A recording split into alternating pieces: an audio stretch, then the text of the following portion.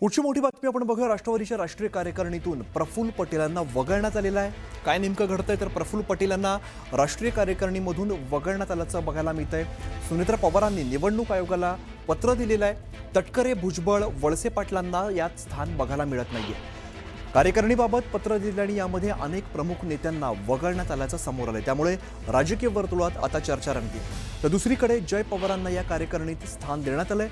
प्रफुल्ल पटेल, सुनील तटकरे, छगन भुजबळ, हसन मुश्रीफ, दिलीप वळसे पाटील, ब्रिजमोहन श्रीवास्तव यांना कार्यकारिणीमधून वगळण्यात आलेलं आहे। पार्थ पवार जनरल सेक्रेटरी तर जय पवारांची नॅशनल सेक्रेटरीपदी नियुक्ती करण्यात आली आहे।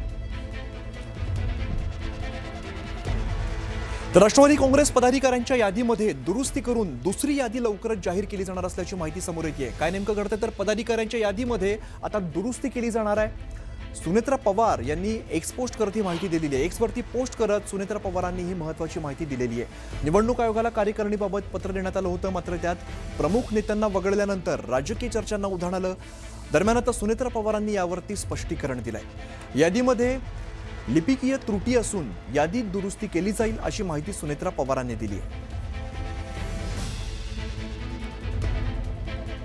आता या सगळ्यामध्ये प्रफुल्ल पटेल नाराज असल्याची सूत्रांची माहिती आहे। त्यामुळे सुनेत्रा पवार यांच्याकडून दुसऱ्यांदा पत्र पाठवलं जात आहे। प्रफुल्ल पटेल हे नाराज आहेत अशी माहिती सूत्रांकडून समोर येते आणि या सगळ्या पत्रासंदर्भात पुन्हा एकदा पत्र पाठवताना मुद्दाम डावलल्याची भावना असल्याची व्यक्त केली जाते अशी सूत्रांकडून माहिती मिळते।